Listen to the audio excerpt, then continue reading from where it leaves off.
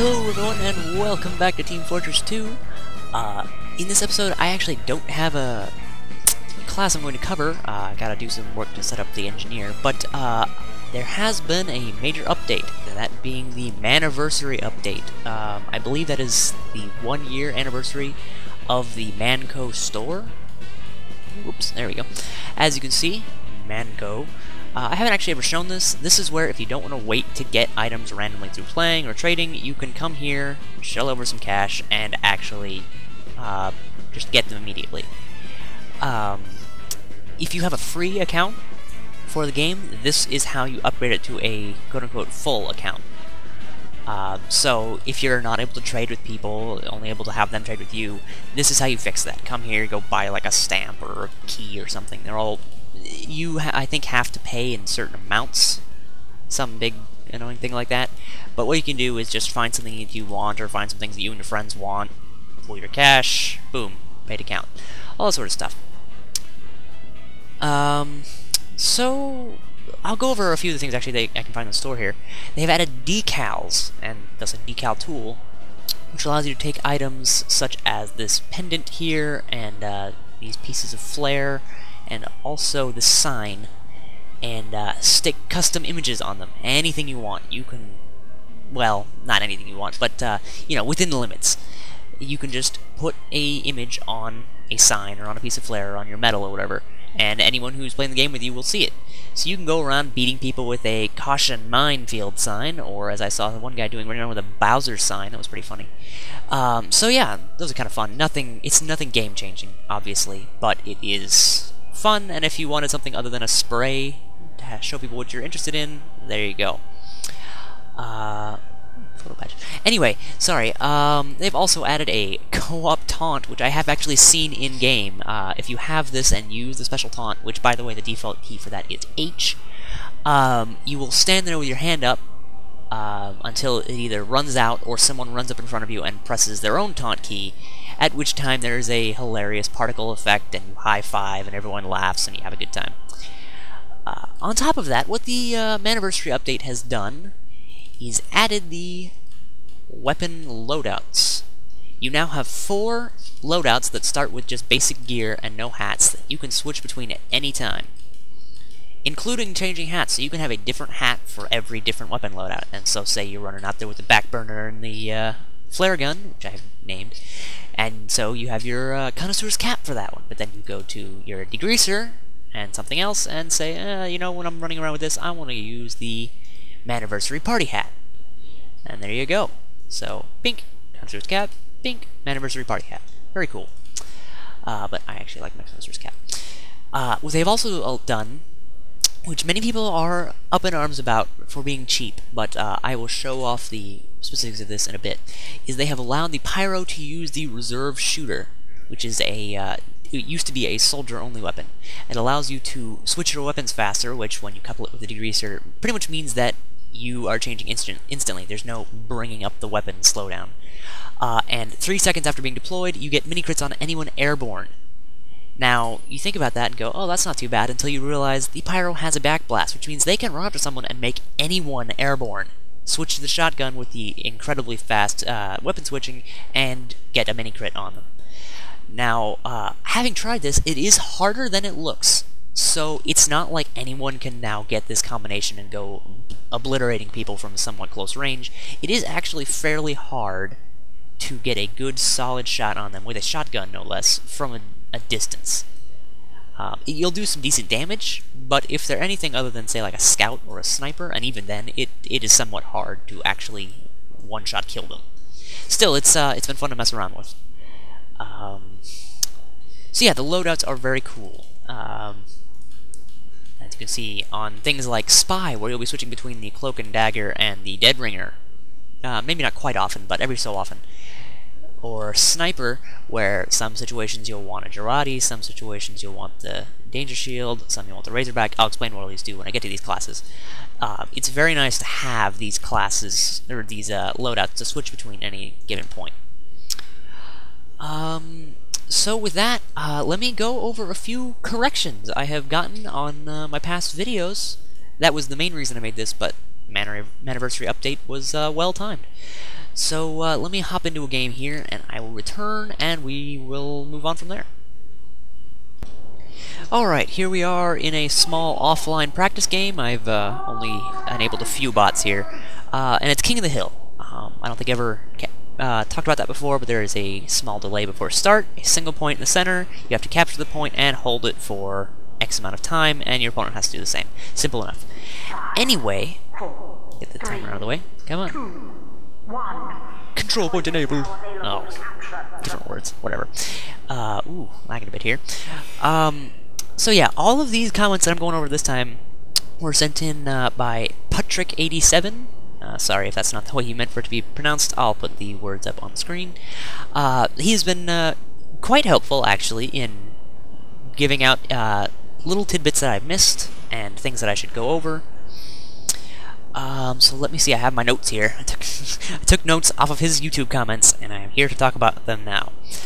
The first thing, the most important thing for the pyro, going in order of the ones I covered, is that the particles you see when you're flaming do not match the particles that actually light people on fire and do damage. So you'll be running along doing this, maybe leading your little flames, and that is not the part that does damage. What does damage are actually invisible particles that I believe follow a fairly strict cone shape and don't bend quite as much as the particle effect.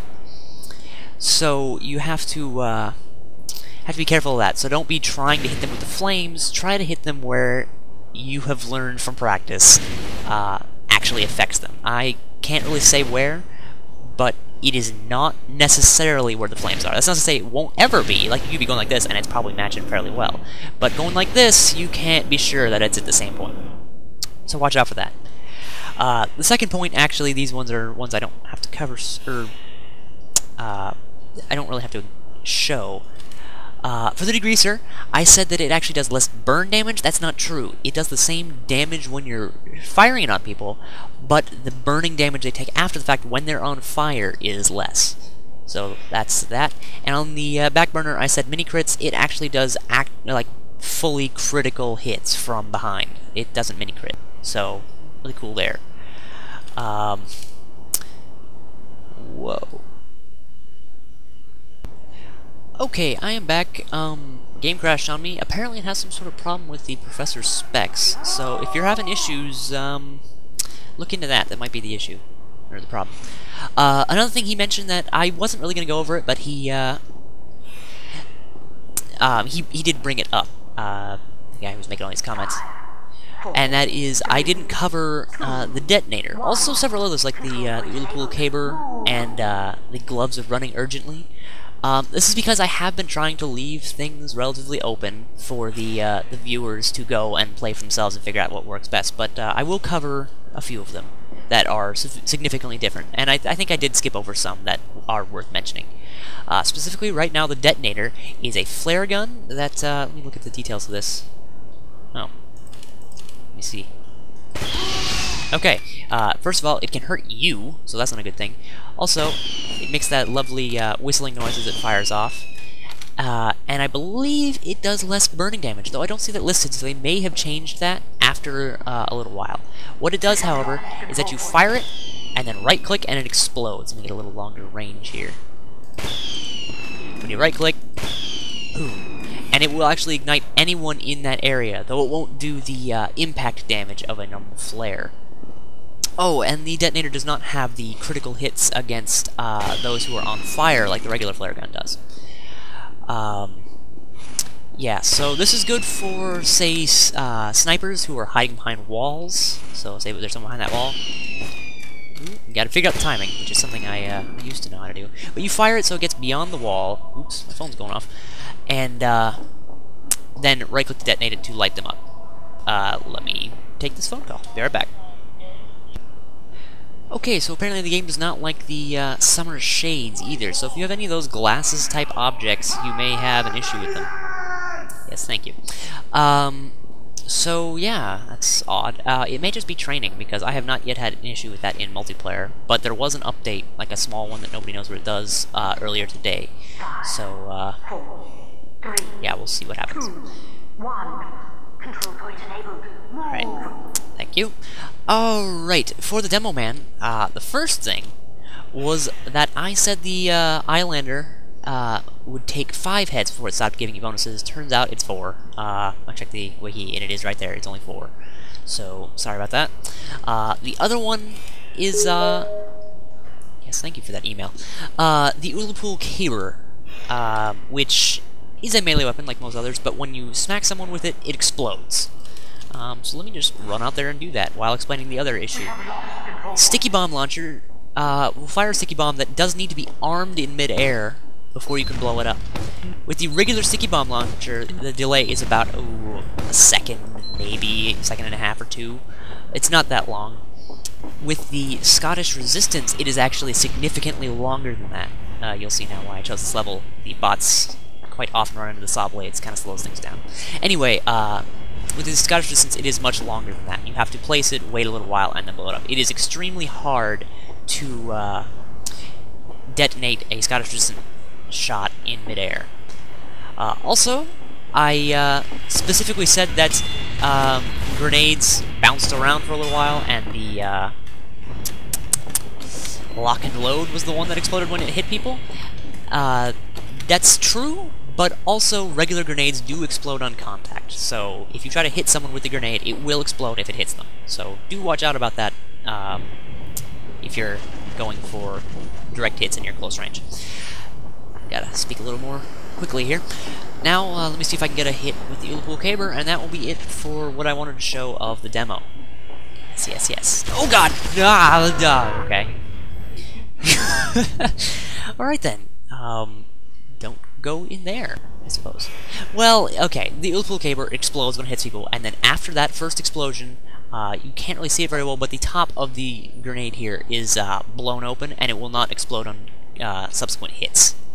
So that's how that works. Let me just change to the heavy now. Let's see, what over here. Okay, if I switch to something empty, the Buffalo Steak Sandwich, I mentioned it gives crits. They are specifically mini crits. Also, when you use the Buffalo Steak Sandwich, you are locked into melee. You cannot use your ranged weapon. So you can't be eating the sandwich and running around shooting off critical shots all the time. This is only if you want to get in close range. You get a pretty decent amount of time, apparently, of critical hits. There we go. So there's that. Also, when you throw the steak sandwich on the ground, it acts like a regular sandwich. It only heals. It doesn't give the crits to other people. Also, the Tomislav, which I can look at now, it spins up faster. I didn't specifically mention that, but it does actually spin up faster than most other guns. It just fires slower. So that means that if someone were to get the drop on you, you have a better chance of suddenly starting to dish out bullets and finishing them off. The final tactic that Mr. Putchik87 brought up was spin jumping, which is to jump into place while spinning in midair. What this is helpful with is that you don't have to slowly walk around a corner while spinning. It didn't help me there because the round ended. But if you know someone's around the corner and you don't want to slowly inch your way around and put yourself at risk of spy backstabbings or a sniper getting a beat on where your head will be, you can leap around the corner, preferably from a high-ish point, so that you can get a little more distance, while spinning up, and then just fire when you land. Let me see if I can do it. I can do it from here. So, say there's someone around the corner up there, and go, okay. You continue to move full speed from the inertia of your running before you jumped. So, handy. I don't know how often it would come up, but it is a good tactic. So, that's that. I will see if time about getting Rachel around, because a second person will be invaluable in showing off the engineer.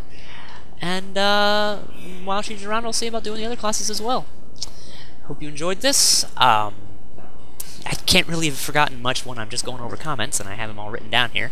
But if you have anything that you specifically want to see in the future classes that you think I might not remember to cover, which is a very valid concern, leave it in the comments, and I'll see about writing it down and making sure I go over it. See you guys next time.